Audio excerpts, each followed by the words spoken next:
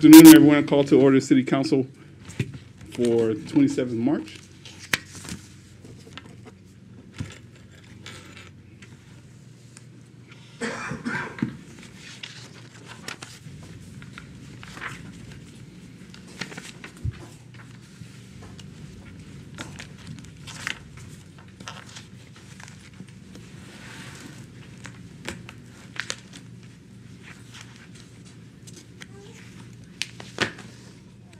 We'll have our roll call. Ms. Adams.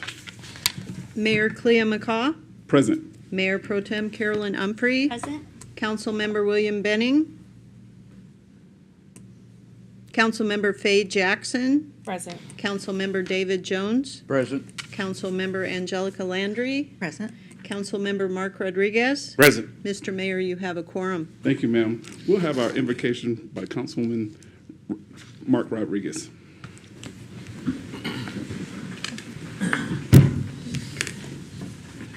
Please pray to your God as I pray to mine. Lord, I ask that you not only guide our hands and hearts here locally as we do our best to serve our community, but also those who are making decisions at higher levels of government. For those out there in the world recognizing injustice, bringing people to justice, and fighting for those who are vulnerable, may they act with compassion, forgiveness, and without prejudice or self-interest. Help us all to be a true reflection of your character. We also pray that those who are currently ill or recovering from recent illnesses recover quickly. May they all have a speedy recovery. In your name we pray. Amen. Amen. Thank you, Councilman Rodriguez. We'll now have our Pledge of Allegiance by Girl Scout Troops, Brownie 419, Junior 104, and Cadet Senior 1224 will lead us in our pledge on tonight.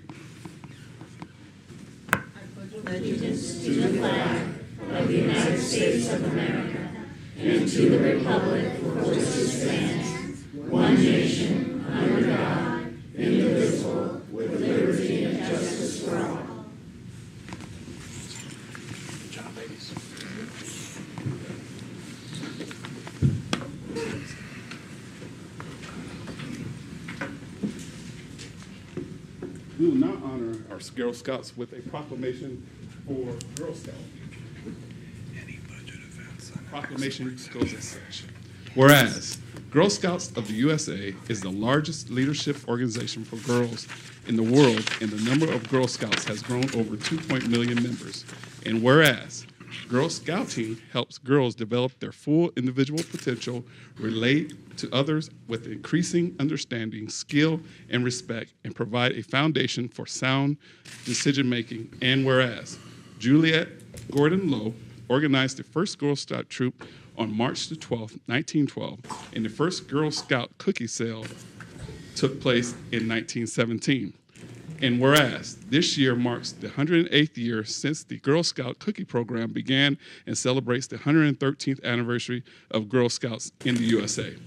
Now, therefore, be it resolved that I, Clea McCaw, the mayor of Sierra Vista, do hereby proclaim March 9 to 15, 2025 to be Girl Scout Week in and for the city of Sierra Vista, in witness whereof I have hereto set my hand in the cause the great seal of the city of Sierra Vista to be affixed this 27th day of March in the year of our Lord 2025 in the independence of the United States 248. Mayor McCaw, Mayor.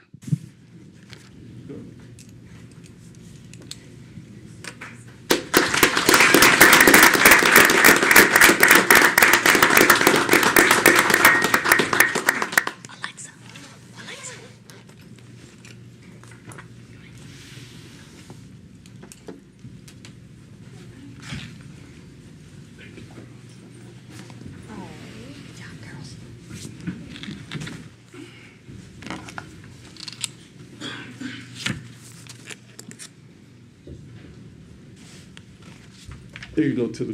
Thank you to the Girl Scouts, and we love your do-si-dos. And we have a city manager report, sir. Thank you, Mayor McCaw, members of the council. Your next work session is scheduled for Tuesday, April 8th, 3 p.m. here in the council chambers. We'll be kicking off our fiscal year 25-26 budget work sessions, focusing on projected revenues and debt service for the coming year. We missed the I missed step, one. sorry. I'm sorry. Missed one, okay. Yes, sir. I'll wait. We'll go back, acceptance of the agenda, I'm sorry. Thank you, Mr. Mayor. Councilwoman I Landry. move that the agenda for the regular city council meeting of March 27, 2025 be approved. Second. Been properly moved in second. Are there any discussion items? A call for the vote. All those in favor? All those opposed? Hearing none, it's passed. Now we go to city manager report. Sir? Thank you again, Mayor McCaw, members of the council. Continuing on, your next council meeting then will be scheduled for Thursday, the 10th of April at 5 p.m., also here in the council chambers.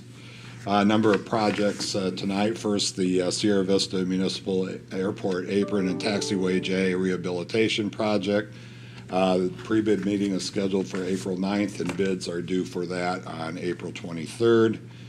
Your annual street maintenance bids opened on March 25th. 2 bids were received, and we're recommending award to the lowest bidder, which is K&G.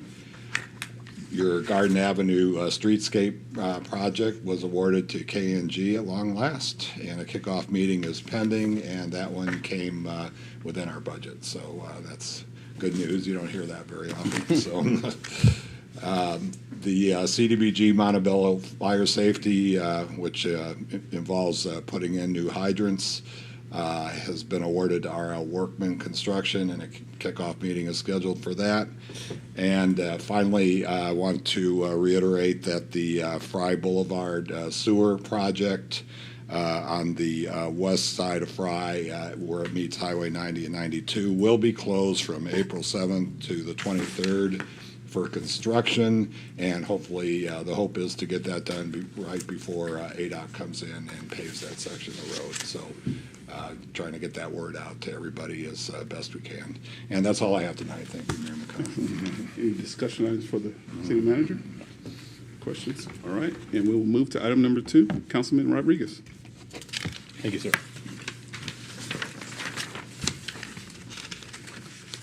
Mr. Mayor, I move the consent agenda consisting of the work session meeting minutes of February 25th, 2025, special and regular meeting minutes of February 27, 2025, special meeting minutes of March 6, 2025, resolution 2025-20, appointment of Karen Flynn and reappointment of Joelle Buffa to the Sierra Vista Environmental Stewardship Commission, and accepting the resignation of Karen LeMay with regret, resolution 2025-021, reappointment of Anthony Isom to the Sierra Vista Transportation Commission, said term to expire April 30, 2027, and reappointment of Anna Smith, Douglas Phillips, Aaron Hennequin, and Rebecca Smith to the Tourism Commission, said terms to expire April 30th, 2025, be approved. Second. Been properly moved in second.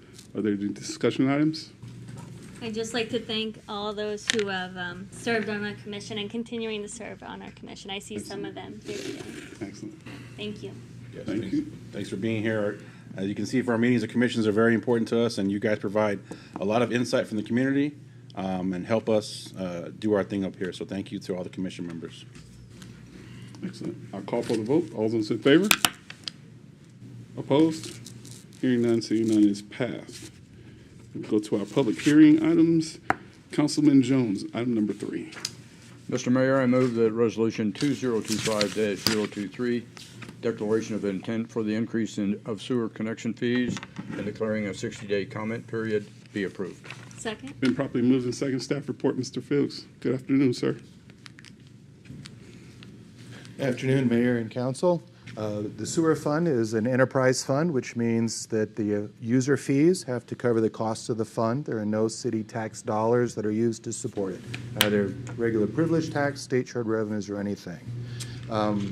The state law requires that we put a 60-day notice before we vote on increasing any sewer fees and sewer connection fees. This resolution sets that public hearing date of the meeting. To vote on it is May 23rd, 2025. This will allow the time to have these rates go into effect on July 1 for the new fiscal year. The other item that will happen is at that meeting, we are proposing currently a 15% increase in the sewer fees for this year, and then an additional 15% the following year. And then connection fees will go up about 2.25 times. It is not required to be public notice, but at the same time, if you approve the connection fee increase, we will be removing all of the current impact fees for infrastructure, parks, police, and fire. The net savings to a new house construction will be about $198 for the house. And as you know, we're going to have a discussion in the next council work session in regards to the issues with the sewer plant and what needs to get done. The last sewer rate increase was 2012 for regular fees. That coincided with the completion of the sewer plant upgrades at that time, and we've been able to hold off the rate increase because part of that upgrade reduced the sewer electricity costs by 50%, about $225,000 a year in savings on cost. So that was a significant savings. Currently, the fund did go from $1.3 million cash negative to about $2.6 million or $1.7 million cash negative due to the issues we had out at the plant. The plant does have a liner that did tear. The liner life expectancy is 10 to 15 years, and as I just mentioned, that plant was upgraded in 2011. So it is getting close to the end of life. So these fees, that is an operational expense, and we also, as we just discussed, awarded the sewer repair by the old Lawley Ford, Taco Bell area. That is an operating expense. We have 3 other lines will be coming up in the next 3 to 4 years. It will also need to be repaired. So we need to get cash ahead in order to conduct these repairs. And so at that meeting, you can vote on the increase up to, but not over the 15% proposed rates. The copy of the back of the resolution with the proposed rates and the cash flow analysis will be on the city's website and available at the city clerk for any of the residents to go look at if they want to. Be happy to any other questions there. And this resolution does not raise the rates. It just sets the public hearing to discuss raising the rates. Excellent. Thank you for that. Thank you. Any discussion items? No? Put the date out there ready for the May 23rd, it's a Friday? Yes, sir. Okay. Yes, yes, sir. All right. It's that Thursday council meeting, the last one in May. Yes, sir. Thank you, sir. We'll call for the vote. All those in favor?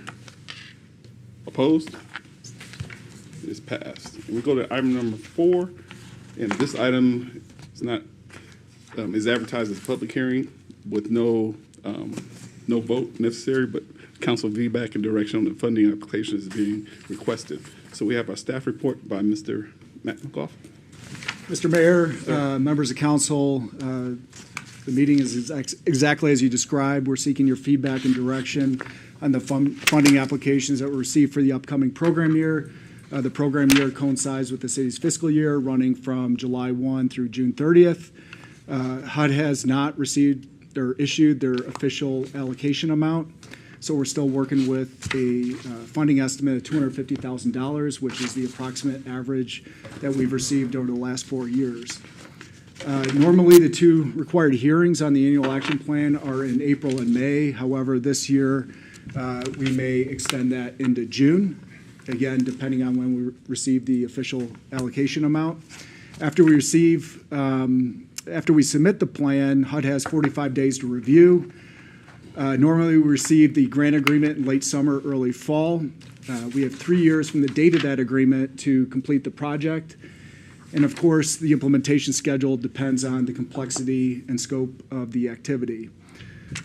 In recent years, the City Council has allocated 15% of the grant amount towards public services, which is the cap set by HUD. Based on our current estimate, that equates to $37,500. If the remainder is devoted towards public infrastructure and facility projects, the available amount based on the estimate is $212,500. We received 2 applications for public services and 4 applications for public facility and infrastructure projects. The applicants are here to take you through their applications and answer any questions that you have. I did speak yesterday with representatives from the United Way and Cochise Western Model Railroad Organization about how their request shook out with the Neighborhood Commission recommendation. I also reassured Robbie that we'll be actively pursuing FTA grant funds for the Ford Avenue improvements if this grant opportunity does not work out. In terms of our approach for recommending a city project, we looked at the parks in the LMI target areas that I shared with you on Tuesday. Over the past 10 years, the city has used CDBG funds to improve Timothy Lane Park, Soldier Creek Park, Landwehr Plaza, and Sears Center Park. So within the LMI neighborhoods, Len Roberts stood out as being next in line for funding. The timing will also sync up with the planned streetscape improvements to Theater Drive, which borders the park, in the next fiscal year. Rehabilitating the walking path surface and repairing the splash pad were both identified as needs in the park's master plan. Splash pads and walking paths incidentally score very high in community surveys on desired amenities.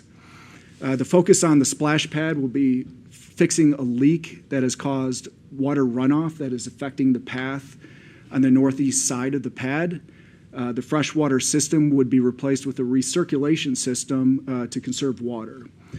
Any funding left over the splash pad repair would be used to address the deteriorated segments of the fitness loop. In terms of the CDBG activity, we're recommending using the generic description of Len Roberts Parks improvements rather than earmark funds towards each aspect of the project to provide flexibility. I want to reiterate that we're at the beginning of the process. There will be 2 more public meetings in the coming months to finalize our application to HUD. Our goal this evening is to establish tentative funding priorities for the plan for further review and public comment. So with that, my recommendation is to invite the applicants here to make presentations. I believe they're all represented. You could go in order of what's listed in the memo. Yes, sir. Yeah. Yes, sir. We have Catholic Community Services up first. Sir, good afternoon. Welcome back down to the great city of Sierra Vista. I basically live here now. I'm a Sierra Vistan. Mayor and members of the City Council, I thank you for letting me present. My name is Terrence Watkins. I am the Executive Director of Housing and Medical Respite Services for Catholic Community Services of Southern Arizona, and today I wanted to present on our request for funding for the infrastructure at our tiny home.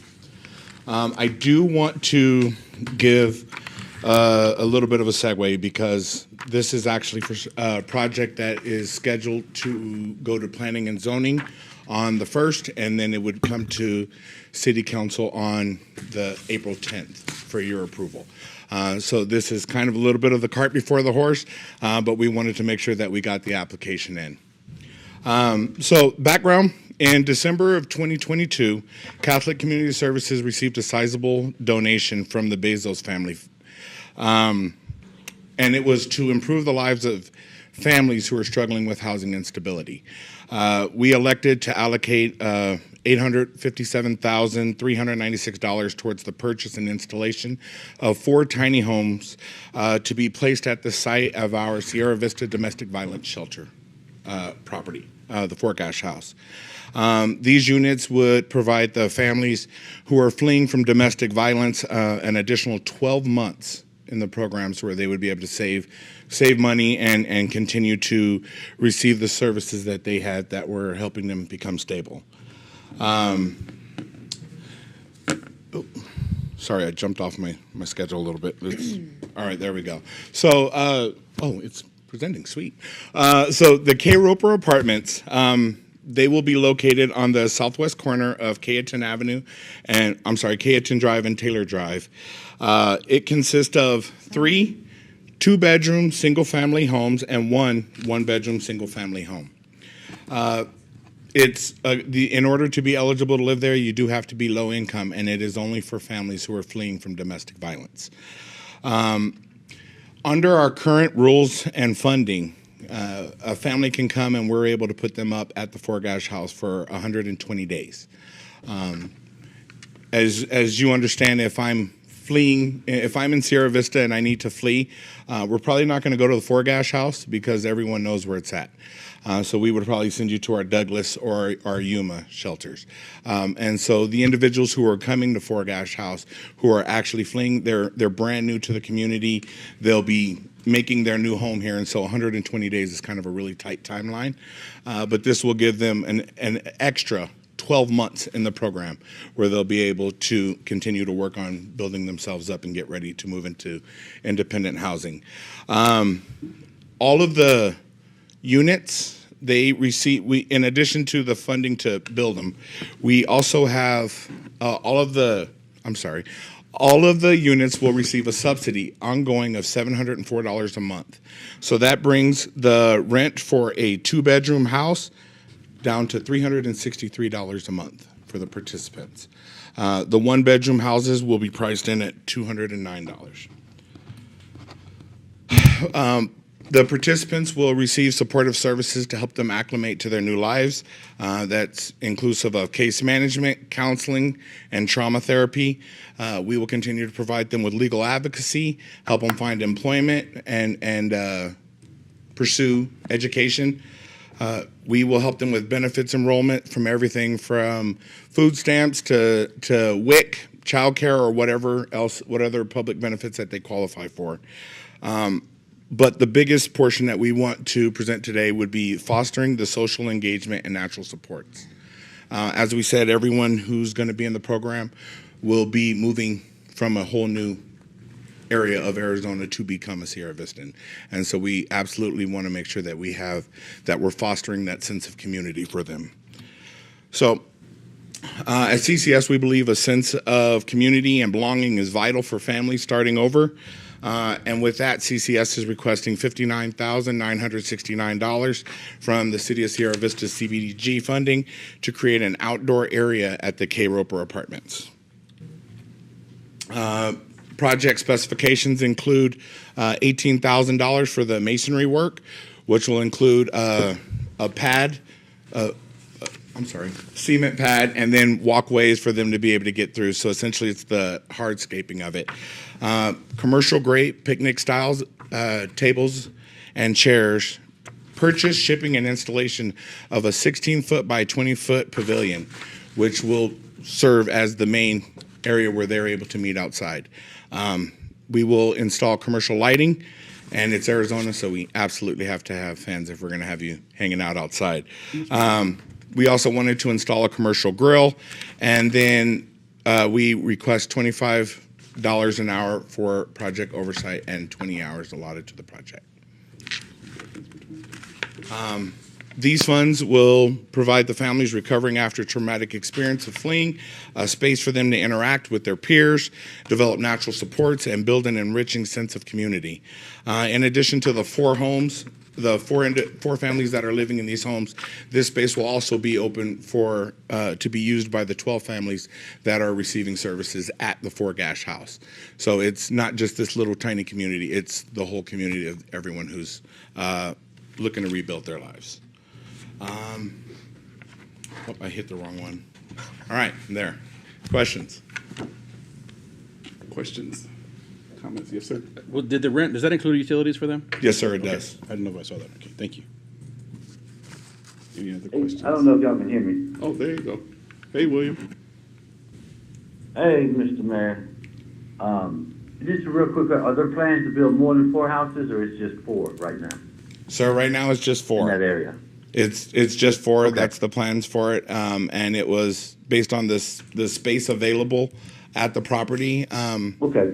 A little bit of background: we built the Four Gash House on the property that was allotted to us from the Knights of Columbus, but it only took 2/3 of the property. So we were going to build this on the remaining 1/3 of the property. Okay, thank you. Any other questions? I can make some comments. Yes, ma'am. Yeah, that's really cool. I remember that when you came here last time, you had mentioned the tiny houses, and so it was really cool to hear a little bit more about that. And I really love that they're able to stay a little bit longer and have rent that they're able to kind of save up more. Because you come into a new community, maybe you don't have family here or friends, and so it's a really great to have all those resources there, especially if you're coming out of a domestic violence situation. It's really scary, and there's so many different uncertainties, and sometimes it's really hard, and you end up going back because that's all that you know. So I really love the presentation that you gave, and has all of the different resources that are available to the people that are coming, and then having the tiny houses. You have that privacy especially with your children. It's really hard, and sometimes you just kind of need that space. So I was really happy to learn more about that. So thank you so much for presenting. Absolutely, thank you. Do you have tiny houses down in Douglas? No, sir. We have right now in Douglas. We actually have a duplex that we use as transitional housing, and we have a duplex here too. But this is kind of our first model of the tiny homes that we will build to support all of our domestic violence shelters throughout southern Arizona. Excellent. Okay, so this would be like a pilot. Yes, sir. Excellent. Any other questions? Yes, sir. Looking forward to seeing this. We've, doing research and talking to people from other cities and different conferences we go to, they've had similar success with other projects, with not only for this, but for veterans as well, kind of the same concept. So I'm looking forward to seeing this progress. And locations, we have some parks around there, which is, I think, good as well. One of them was probably that we're going to do some upgrades here too, probably. So that'd be nice to have that close by. Excellent. Well, thank you for your service. Absolutely. Thank you very Service to the much. community. I think I broke something. That comes out of that amount that you just asked. Yeah. And it's $20. Thank you, everyone. Thank you, sir. Our next presentation is coming from United Way, I think. Dr. Reed. How are you, sir? Good evening. My name is Dr. Anthony Reed. I'm the Executive Director of the United Way of Sierra Vista in Cochise County. United Way, we've enjoyed a great relationship with the city of Sierra Vista and fortified our relationships with organizations like St. Vincent de Paul, Carmichael Elementary School, and Good Neighbor Alliance. We are requesting funds to assist our community members in dire straits for rent, utilities, employment assistance. Carmichael Elementary School, which is one of the schools where the majority of the families there are low income, for the summer reading program to help the kids get their reading scores up. We also assist for food assistance for holidays and also for spring break.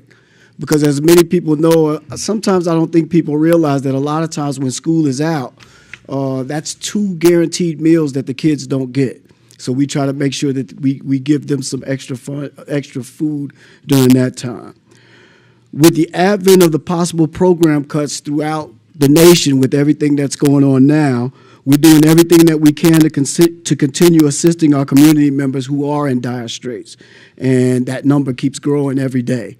We requested $37,500, of which we were going to, the majority of it, the bulk of it will go to rent and utilities, and everything else will go for employment, the summer reading program, and food assistance. And we requested that amount because United Way has always maintained that we're all just a paycheck away from poverty. And a lot of times people don't think about that until it happens. And people wake up and they don't have a job.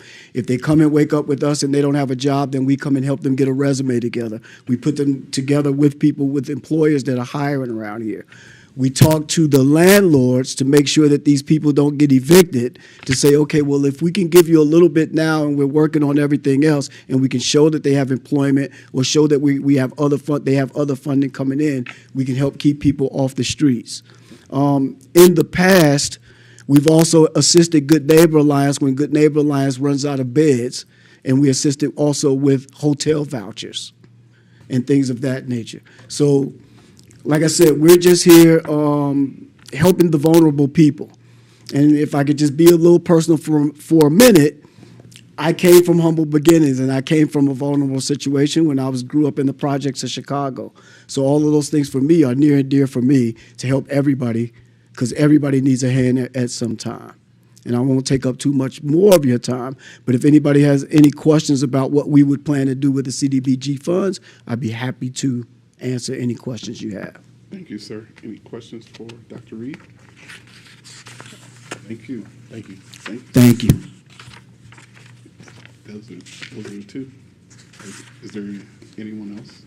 Eric Peterman with Better Bucks is here.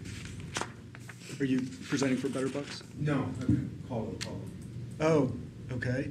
I can present for Better Bucks. Sure, yeah. You're aware they made an application. Okay. Hi, my name is Eric Peterman. Thank you, members of the council. Thank you, Mayor Clee. And I'm a little angry at you right now. No.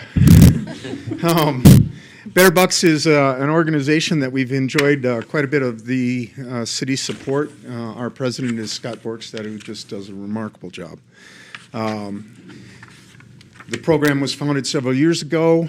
We purchase coupon books, and we get local sponsors then to to honor those coupons, and we just a little embarrassing. We lost our tax exempt status, but now we have it back, and it was quite a trial to get it back. But we're legitimate now, and so if you donate, you can take it off your taxes, and we have nonprofit status. The program itself has also expanded largely under Scott's direction to Better Work. We've worked with the Good Neighbor Alliance in the past for people that volunteer to get paid from the Good Neighbor Alliance. And at last count, I want to say that we've the volunteers who we pay a stipend to and feed lunch to, we've removed about 30 tons of waste from public properties in the community. In addition, then, we've expanded to Better Meals, which is a direct donation opportunity for people to support local schools for kids that can't afford the lunch money. Basically, we appeal and people donate directly, and they can designate a student, they can designate a class, they can designate a specific school where they want those funds to go. It's a great reflection on the community in the sense that when you get that better buck, we've got Goodwill that participates, we've got Food City, we've got Fry's, McDonald's, Culver's, and it really does. It's to help people who are in need, and I'm not going to lie to you. The reason that we went the coupon route is so we knew where the money was going to get spent, and it's turned out to be a real positive thing. I think that's all. So thank you very much. Thank you. Any questions for? Yes, Yes. I have one. Yeah. So, is the 26,000 to pay back for the coupons, pay the businesses? Yeah, so we sell the coupon books, and with the proceeds of the sale, then we buy more coupon books. Then we also, when the coupons are redeemed, we reimburse the participating merchants. So it's a program that runs on.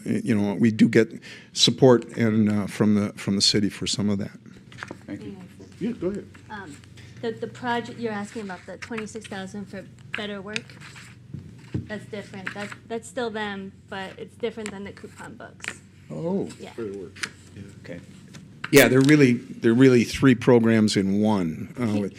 He was specifically asking about the funding that's been requested this year through our CDBG, and I know you were just put on the spot, so I didn't know that you were presenting that. Yeah. But it's for Better Work, the 26,000, and Yeah. I think Yeah, everyone's that's for Better Work, right? Yeah. Yes. Okay. Right. That's Yeah. to pay the yeah, to pay back that program Correct. for people going out with the homeless that don't have employment. Usually about, I believe, yeah. So there's three- SSVEC buys lunch for the crew. It's usually a crew of about 8 that go out, and they do it. They were doing it monthly. We've been doing it every other month for a little while now. But they'll go out and they'll spend them, from 8 o'clock to noon, cleaning up areas, homeless camps and things on state property. I'm sorry, did I interrupt? No, you're fine. You have the questions? I'm done. Okay. Any other questions? Yes, ma'am. Yeah, thanks for presenting. And Yeah. I guess I didn't realize that there was the Better Meal, so that's really cool to hear about that. Yeah, so we worked a deal. Ken Bennett used to be the business manager for the school district. And he came to us as a nonprofit organization. And the school, it sounds a little bit like Doge, the school district had classrooms full of unused furniture that they wanted to turn over. And they could give to a nonprofit organization, but they couldn't give it to another school district or anything. So we worked with them, and during that process, we learned that there are a significant number of kids, as Anthony mentioned, a lot of them are at Carmichael, who show up for school, but they don't have any money to buy lunch. And so we wanted to step in and help. So. Yeah, that's really cool. I really liked hearing about the progress from the Better Works program and how much trash that it removed from our city. I think that's great. And then like Dr. Reed said, that people can be just a paycheck away from needing help. And sometimes you just need a little bit of a boost to kind of get you going. So I think this is a really great program. Like all three of the programs are really great. Well, it's a great reflection on the city because I mean the organization itself would not be successful or be as successful if there hadn't, if we didn't have Scott Borkstead, if we didn't have the city support. So, and it's innovative. We started the program based off of a model in Flagstaff, and I wouldn't be surprised to see it get it spread around more. Other comments?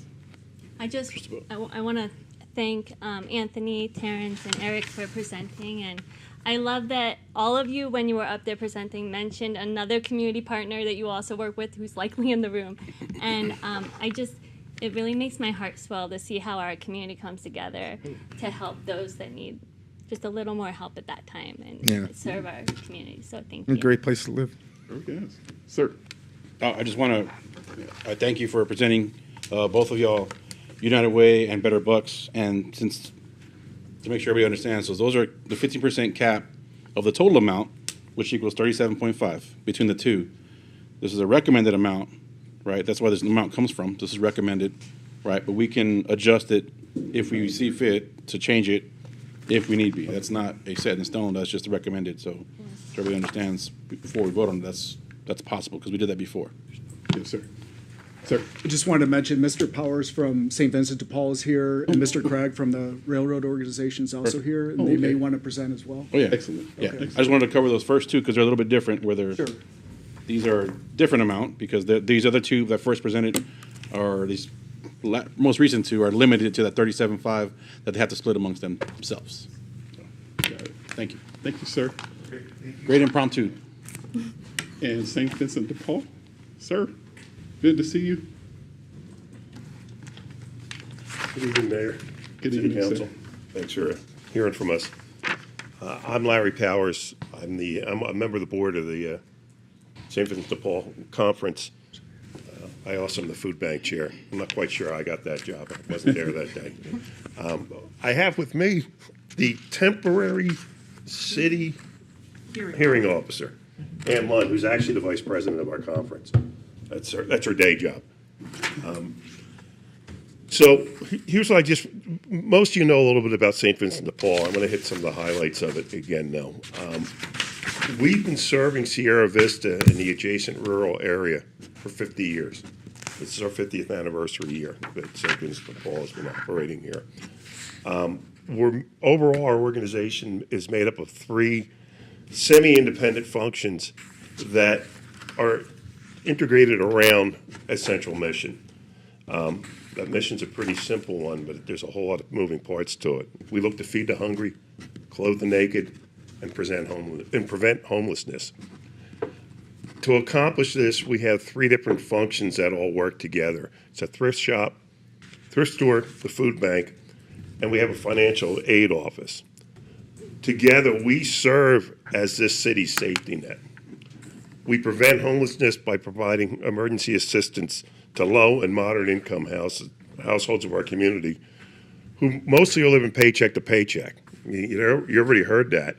But most of our friends, and they are our friends, we don't look at them as clients, we don't call them customers, they're our friends. We talk to every single one of them. We sit down and meet with every person we give assistance to. And they're just a single major expense away from a financial crisis. Everything's going along, they're living paycheck to paycheck, but the brakes went out in the car.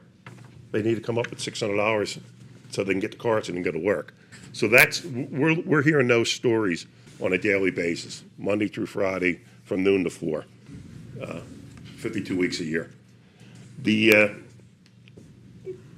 We give somewhere between $18,000 and $20,000 in direct support for utilities, rent, and like a month. The thrift store, which is at Second and Meyer, produces revenue from items donated to the community. When I talk about St. Vincent de Paul, the vast majority are volunteers. If you walk in to any of our facilities, they're volunteers. In the food bank, we have wonderful volunteers that work there every day, also between 12 and 4. And all the people that are talking to our friends coming in the door are volunteers. We made a conscious decision to hire to create entry-level positions at the thrift shop. Positions that for our low income, moderate income people that can come and work there. We try to provide an unusual item in this town for minimum wage, a 40-hour-a-week job. You know, we work on trying to keep people employed. That's that's a conscious decision. So overall, the revenue that comes in from the store supports rent and utility funds, and again, that have been created to provide assistance for moderate and low-income homes. In addition, another critical function that we serve is we provide clothing and furniture vouchers for our friends that come in. You heard Catholic Community Services talk about Forgash House. I think we have very few people that end up coming through Forgash House that do not end up getting clothing from our thrift shop that's provided to them, no charge. It's roughly the revenue that goes out the door that we could have sold is between $2,500 and $5,000 a month in furniture and clothing that goes out. We're not looking at just to make money off. This isn't a real profit-making enterprise. That's not our goal. Our goal is to keep people employed and also to provide for those that are most needy in the community. A safe new parking lot, you know, the grant we put in for is just over $17,000, $17,365, I think it is. Call it $18,000. Call it $17,500. Our parking lot needs repair, and a safe new parking lot surface, including designated spaces, would greatly reduce the risk of any potential accidents. I was looking, when we were putting the grant together, statistics show that there's over 50,000 accidents occurring in parking lot and garage structures every year in the country. The other thing it'll do for us is we anticipate an increase in the number of customers shopping at the thrift shop if we make it more presentable, like that way out front. More customers, greater sales, more, and as I said, the sales after it pays for the overhead of the shop goes directly into supporting the community. It's a vital part of our conference. In addition to creating five full-time jobs and 3 part-time jobs, our sales last year were $480,000, which is a critical portion of our fiscal 2025 budget of $918,000. They support the jobs. They provide the assistance. They help us in our distribution of food boxes. And when I say food boxes, we're talking 40,000 family members a year. Now, there are some duplicates in that, but when I say 40,000 people getting fed a year, those food boxes that we give out represent 3 meals for every number of person that we're giving the food out to. We do it based on the size of the families. And we're there. Food stamps get cut, we see them. We're part of the budget of many of the families in the low and moderate income in this city. And the thrift shop is one of the key pieces to making that happen. So with that, that's basically what I have. Is there any questions you have for us? Questions? No questions? No, sir. Okay. Appreciate your Stunned presentation. silence. You guys do a lot. Thank you. Oh, yeah. Thank you for all you do, sir. Thank you for all you do. And our last presenter is from the railroad.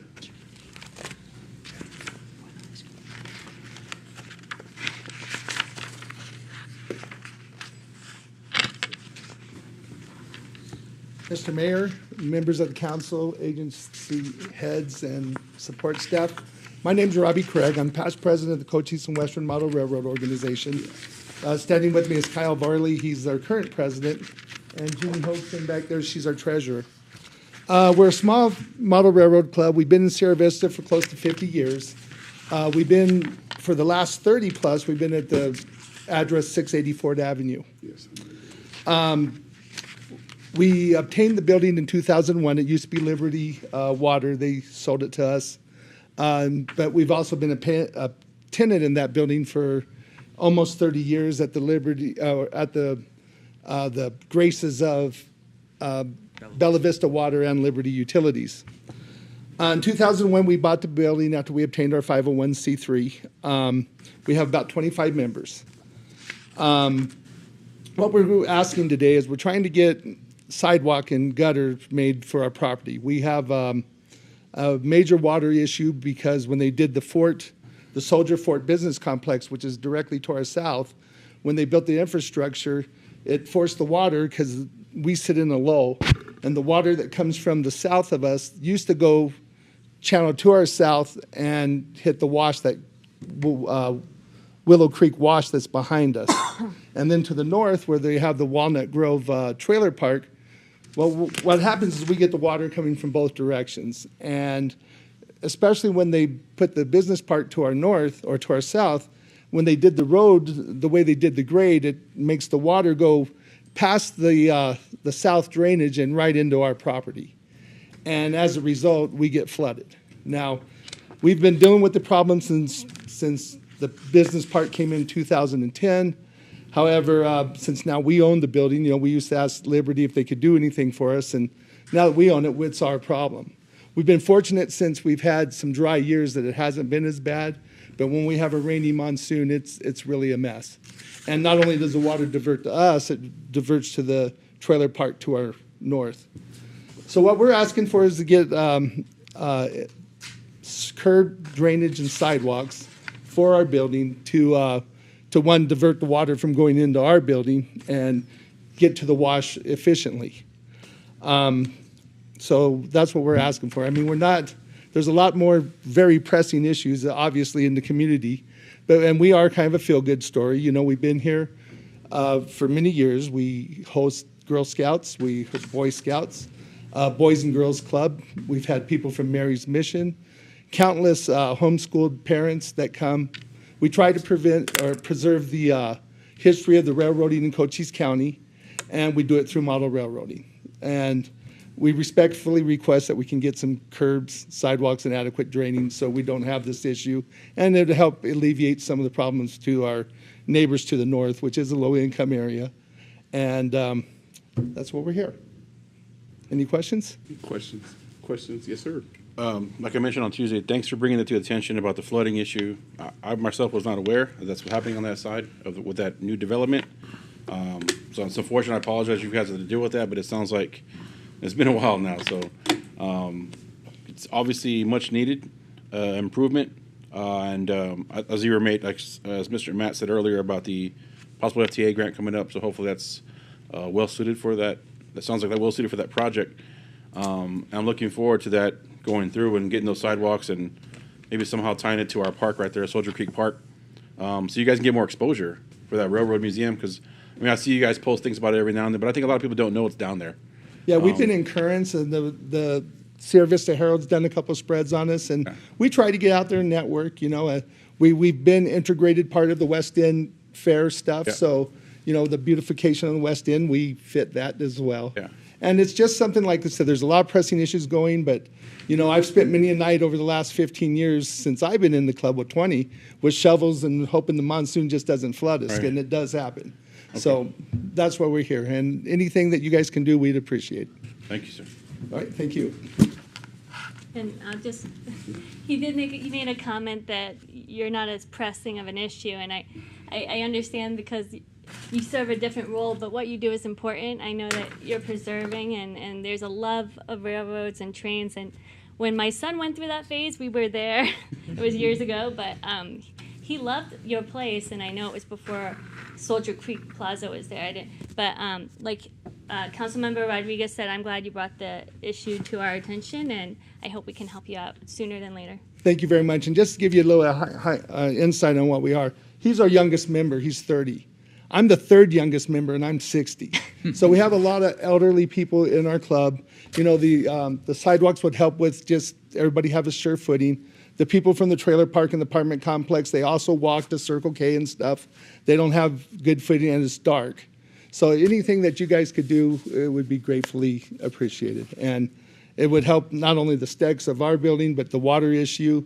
And then I think it helps the whole West End. So thank you for considering us. Thank you. Thank you. Thank you, sir. Matt, any final comments? I had a comment from Matt. Yes, sir. That's Go all, ahead. that's all the presentations, right? Yes, The, that was fine. For the Lynn Roberts Park, they had the new inclusive playground that's there. Right, it's really nice. I checked it out yesterday, and I did see how that fitness loop is not very fit. It's pretty bad shape. With that exist with the splash pad refurbishment, will that be more accessible as well, all inclusive? Because it's kind of a raised up step. I don't know if that's an issue right now or not, to make sure that people all abilities can use that, just like our new playground is. Thank you, Councilmember Rodriguez. So we replaced, we were able to replace some of the worst panels a couple of years ago with some general fund money to grind down some of the root systems. But you're right, there's still a lot of work that needs to be done around that area. The splash pad would be ADA accessible. We can't figure out when it was built, but I think it was here in the late 90s, maybe. Probably ask Chuck. Looking over at me? Yeah, Chuck. You're rolling your eyes here. Something like that. Something like that. If it was BC, if it was before Chuck, we're in trouble. Right? Exactly. If Chuck was here, no. Exactly. But there has been a lot of love put over there recently with the addition of the new playground structure, and where we put it, it uses a lot of the natural shading. Shade's a big thing with protecting all of our investments, as you know. But we purposely placed it next to the splash pad in hopes that as we were able to rehabilitate that, maybe do some more water conservation measures, make it a better experience for our patrons, and also help prevent the water runoffs that are badly damaging the asphalt paths as they are. It would just make it a well-rounded park. All of the major improvements there would pretty much be complete with those two projects. One more question. Since we're talking about that park, there's a little sign there that says, "This is for little kids," and it's just like a square of rocks. Is anything going to go there, or are we going to take that sign away? Because there used to be another playground, maybe, and the sign says, "Hey, this is for 0 to 5" or something, and there's just like a square of rocks. Obviously, something used to be there. Yes. So if we're not going to do that, can we just remove the sign? If nothing, Sure can. Okay. I just don't want people to have here's what we're offering 0 to 5 is a bunch of. I mean, rocks are fun, but it kind of looks like someone should be there. I love playing with rocks. I love playing with rocks as a kid, but Thanks for telling me about that, Councilmember Rodriguez. I just came back from vacation, so I haven't been over there since. Not an we excuse. removed I the don't care about your second one. vacation. Just kidding. I know. Just kidding. I Laura. know, but I will get over there. We'll make sure we get that cleaned up. Channel your aloha and go check it out. I certainly will, sir. See what Thank we can you. do. Thank you, Laura. Appreciate it. Playing with rocks. I like playing with rocks. Oh, yes, sir. Yeah, Mr. Mayor,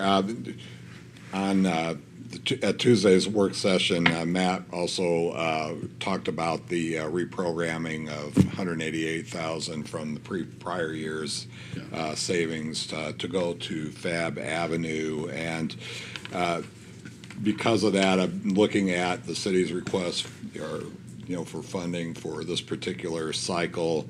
And what I've asked Victoria to do is to look at maybe doing the path in Lynn Roberts in the parks maintenance budget next year, and then being able to maybe add that amount to Fab Avenue and the allocation, try and get more done in Fab. So once we have those numbers massaged, you got 2 more meetings on this, but we'll have a better idea of what we can do with that. Thank you, sir. And Councilmember Jones is the one that brought that to our attention, so I appreciate that. So, Thank you, sir. Thanks. Are there any further guidance for community development?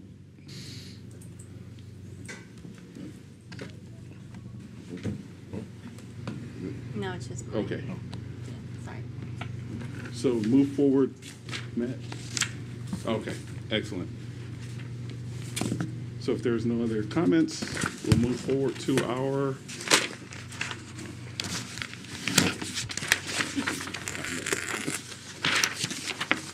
write my notes.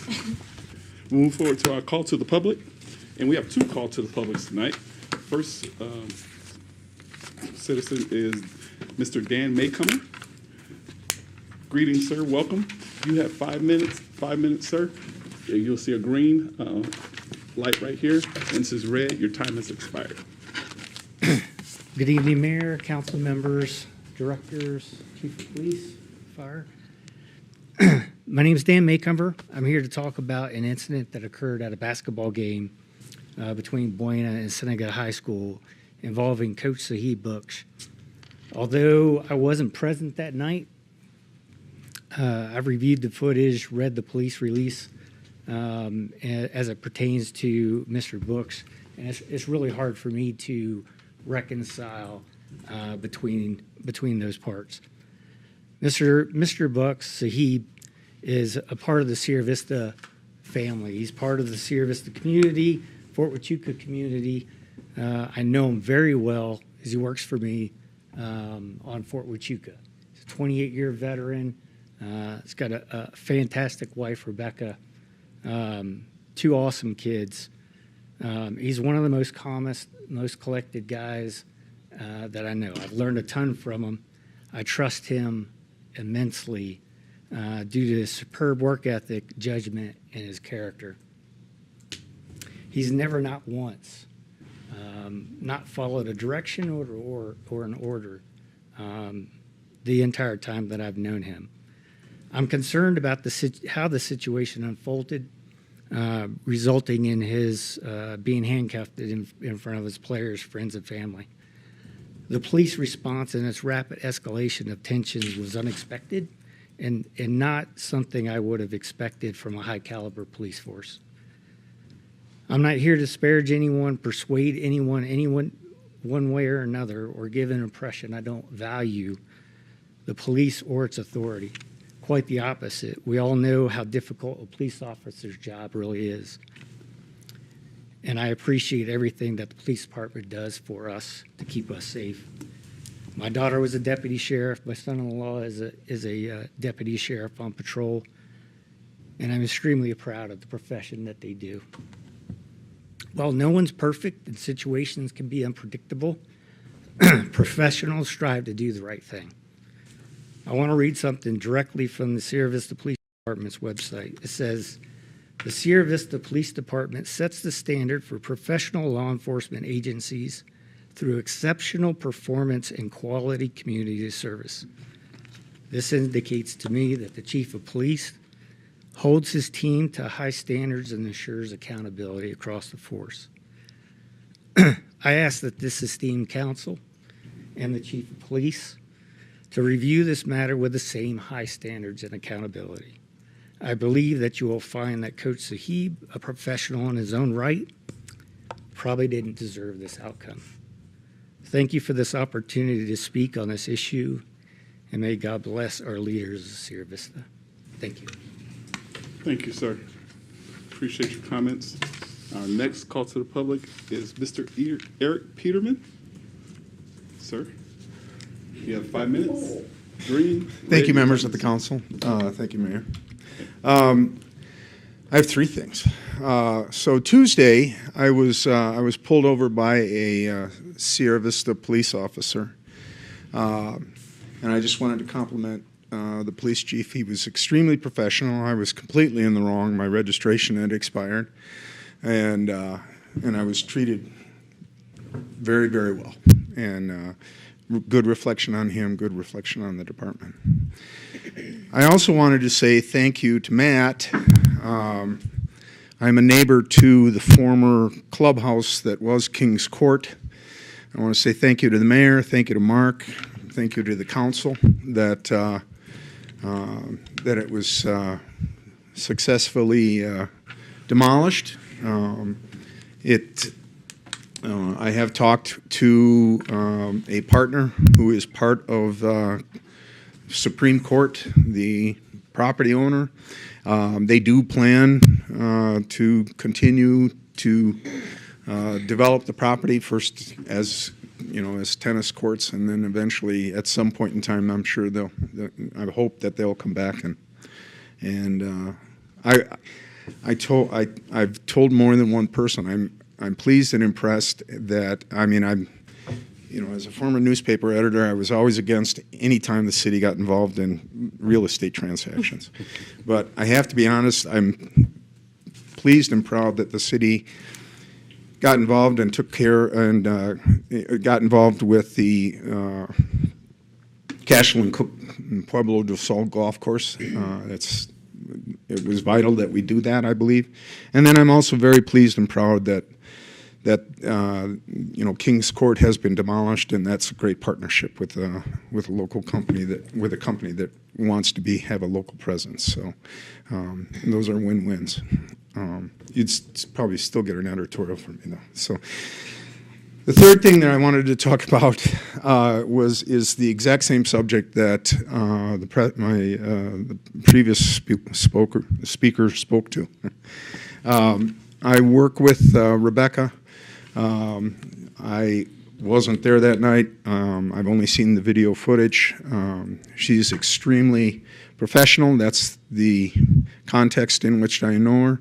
She was the very first person I met when I started my new position, and she's a very smart woman who has a very difficult job and does it very well. And to the extent that I can express my confidence in her character, I do so. So if there are any questions, please feel free. Otherwise, thank you very much for the opportunity. Thank you, sir. Appreciate your comments. And our next call to the public is Ms. Mona Persinier. Sorry if I said that wrong. And ma'am, you have 5 minutes, green light, until the red light, your time has expired. Thank you. You're welcome. I am here on behalf of Rebecca and Sahib Baksh. I have worked with Rebecca for many years and known her with work, being very professional, inside and outside of work. I have seen her family at some events we have had. Again, very professional. She is a very caring person, volunteers outside of her work time, volunteers with with coaching, with her children. Sorry, a little nervous. I was not physically there when that incident happened. I, again, saw the videos. Seeing the videos, I was very disappointed in the way our police force reacted. There is an officer that walks in and asks if they lost the game. He was told yes. And he reacted on that of the Cienega parents being out of control. In the video, you see that there was more force than what needed to be done, and it escalated the complete situation. And I just don't feel that was proper. I don't feel that was right. Rebecca and Sahib are great people, caring people, and would do anything for their community. And I just feel that the police force should have reacted a little bit differently than what they did do. If anybody has questions, please let me know. Well, thank you, ma'am. We can't not address you. So thank you so much for your comments. Thank you. And our next call to the public is Ms. Deanna Donovan. Ms. Donovan, you have 5 minutes. Green light means go. Red light means your time has expired. Good evening, everyone. I am here speaking tonight in regard to the Buena High School incident as well. I do believe that the officer acted inappropriately and escalated the situation beyond what it had to be. I have been a coworker and friend with Rebecca Baksh and found a friend in her husband, Sahib, for many years now. They are wonderful people, take so much time for their family, their community. They hold themselves at a high level of professionalism, not only at work, but in their private lives and how they teach their kids and raise them. They volunteer with many different areas of their lives, again, focus with their kids. Both Sahib and Rebecca, I can only say that and promote how upstanding they are individuals and as a married couple. They show that each and every day. So I just hope that you all see that, feel that with what we've expressed here tonight. So thank you for your time. Thank you, ma'am.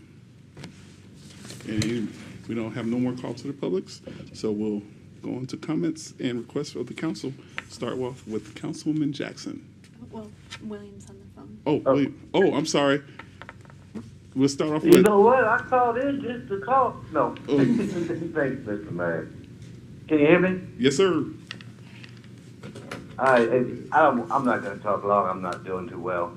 I just want to thank Chief Jones bringing his guys to the city hall, and then making me go to the hospital. I did end up having a major heart attack. Canyon Vista was very professional, very on top of it. They did a procedure this morning. They had major complications, but they pulled me through that, and had a good night's sleep last night. Recovered last night, and they're looking at releasing me here in a little bit. So, Canyon Vista Fire Department, Chief Jones, your guys, I appreciate you so much. And then stay with Canyon Vista. Council member Jones, thanks for stopping by yesterday. Sorry I was asleep. It's been a long couple of days. So, but I got a lot of prayer words out there. I'm glad I got to call in tonight, and I'll see everybody at the next work session. So thank y'all. Thank you, sir. Somebody will do anything to get out of a pickleball game. That's right. Hope you're feeling better. And we go to Councilwoman Jackson. Councilman Jones. I just want to thank the city staff. I met with Matt yesterday morning to answer some questions, thoughts I had about Len Roberts and the Fab Avenue Parks. He was very helpful, and I then corresponded with Victoria for some follow-up input, and Sharon and Laura were both very helpful in answering my questions and giving me insight. It's helped me out a lot, and I really appreciate it. The other thing is I understand, didn't watch the video about the basketball court incident, but, and I'm not trying to denigrate the people that spoke here tonight, talking about the good people that were involved. But I saw a response from Chief Heiser to one of our residents recently, and the residents' comments are probably better than any that I could make, but one of the comments from this resident was, I do feel compelled to immediately tell you that I've never once felt so much hope from any local government official ever. And the person goes on to say, since you were selected as chief, I had directly or indirectly heard many people say things like, he actually cares, or he will be good. So thank you, Chief. That's all I have. Thank you, sir. Councilwoman Landry. Thank you, Mr. Mayor. I want to second what Councilman Jones says. We have some really great staff here in Sierra Vista, all the people that work for Sierra Vista. There's people that have worked here for such a long time, and we even had somebody that retired, Mr. Buttersworth, and he was retired, and then he's coming back to work part-time. And so a lot of people do that, and I think that speaks so much about Sierra Vista and its culture here. So that's great. I love that. I want to thank the Girl Scout troop for coming and visiting us and helping us with the pledge. It's always really good to see them and what they do in the community. So it was great to see them. I want to thank everybody who came here for Call to the Public. It's always great to have people come here and share their thoughts and their concerns with us. I really appreciate that. We all really appreciate that. I wanted to share kind of what's going on in May. So one of my favorite events that happens in Sierra Vista is the Sky Island Summit Challenge. And so Memorial Day weekend on Saturday, May the 24th, it will be the 8th annual Sky Island Summit Challenge. And so you can do 1, 2, or 3 peaks, and they give you a little passport, and it has a space for each of the peaks, and you have to get to the top of the peak to get a stamp on there and a sticker. So if you have that thing filled out, everybody knows that you're a badass. So I think that's really cool. And they have a lot of some of the people that go out there and they have to actually hike up there to be at the top, and they're there the whole time for every single person. So I think that's always really cool. That's really cool too. So whether you want to do 1, 2, or 3, I mean, I always say, like, go big or go home. So there's that, but there's a really cool swag bag, and the shirts are really cool. I wear those shirts all the time. I always look forward to that. And so some people might be like, well, why do I want to pay to do that? And like, if I can do that any weekend? Well, the paths are clearly marked. There's people that are out there. There's first responders and people that are out there that are radioing each other, and they're tracking the bib numbers so nobody gets left behind. And then let's say you're wanting to do 3, and then you're like, you know what, I can't do this, I got to get out of here. Then they'll make sure that they're tracking that so everybody's accounted for. So I think that itself, I feel like, is a really great reason to do that. And then another great thing that happens that same day is the Wine, Beer, and Spirits Festival at the park. So whether you do however many peaks you do, you can always go afterwards and celebrate with the beer, which makes the beer extra good. So that happens from noon to 7. So you may say, oh, that's kind of far away. I don't know about that. But hey, it gives you time to train. So get out there and check out the trails. It's beautiful. Sierra Vista is beautiful. The trails are gorgeous. So maybe get out there and see. Maybe you get out there and you'll like it and you'll be like, I want to sign up. So you can sign up at active.com. And so maybe if you didn't want to sign up, maybe you're curious now, and I hope to see you guys out there. Excellent. Thank you. And Councilman Rodriguez? Thank you, sir. Also want to thank the 4 people that came, spoke. Call to the Public's always good to hear from our public, whatever the issue may be or whatever they want us to hear. So thank you for coming in person. Also, thanks to the Girl Scout troops for being here. I love seeing our future leaders in action because they definitely are our future. And thank you for the staff and volunteers who guide them. Much like coaches of team sports, they volunteer a lot of their time and sacrifice a lot to get these youth where they need to be. Our State Road 90 road work has reached the Sierra Vista sign today. It was at the sign, right? So it came in city limits before, now it's at the sign. So it's almost to the intersection of the Hatfield 90, which is going to be great. It's going to be a lot of traffic fun there. But just a hint of what's coming to come, right? Because as it works its way around, like Chuck said earlier, please be patient, because if that sewer line repair lines up with that same intersection repair time, it's going to be a lot of fun at that intersection. So, hey, this is the repairs we all wanted and needed. Be patient, because you're going to have to reroute yourself a little bit. But it's okay. Our city is not that big. We can find ways around it. And instead of taking 15 minutes to be anywhere, it may take you 20 minutes to be somewhere in town. All right? So be patient. But it's moving along, and I'm glad to see it. The Sierra Vista Fire Medical Services Spouse Academy had their first inaugural meeting on Tuesday. It was amazing. Both chiefs spoke very well. They had some spouses there, and their upcoming ones are Tuesday, April 8th and Tuesday, April 22nd. A lot of good information for all the spouses that were in attendance for both fire and PD. A lot of wisdom from the chiefs, and the mayor spoke as well. So it was a really, really good academy, and I'm glad they're going forward with that, and please support that. The Cochise County Senior Health Fair is this Saturday, March 29th, from 10 to 1 at Canyon Vista Medical Center. So lots of resources out there for seniors this Saturday. And then our neighbors in Douglas, Saturday, April 5th, are having a 3v3 basketball tournament for co-ed middle school team. So if you have any middle schoolers that can hoop, has to be a co-ed team. Douglas is looking for teams on Saturday, April 5th at Paul Huber Middle School. And then the last thing is the Big Idea Blitz competition, which is the youth, last year formerly known as the Youth Moonshot. Now it's its own thing. Wednesday, April 9th. There's 62 pitches and over 100 students from Buena High School, Bisbee, and Berean Academy. They're going to be at Cochise College pitching their ideas. So that's a lot of youth. So go support them and their ideas. And I can't wait to see what they have, what they come up with, and see who wins. That's all. And get well. Well. Listen to the doctors, Will. You're better. Yes, sir. And thank you, sir. And Mayor Pro Tem Free.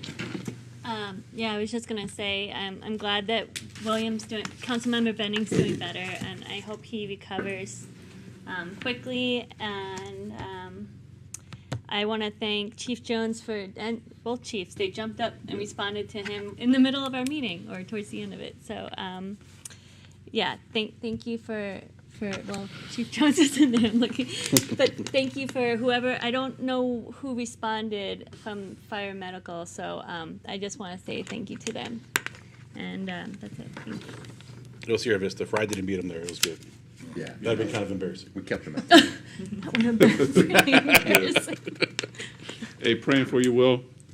Councilman Benning, we'll get to see you probably tonight. I'll come like 2 a.m, wake you up.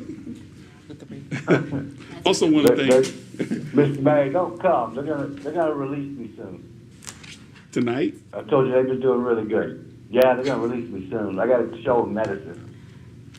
Okay. Better eat your Jello. And then they'll let me go. So. We'll see. Christy bought me some, so I have some coming. Okay. All right. We'll see you tonight. Thank you to Victoria as well as Mr. Boone for preparing me for the House Land Rural Affairs Committee on today. Had an opportunity to go and speak on behalf of Sierra Vista for the Spaceport License Appropriation Bill. So thank you for the notes and the confidence. It was kind of interesting, but appreciate it. Thank you, sir, for getting me spun up, and looking forward to next week as well. And I have nothing else. With that, we are dismissed.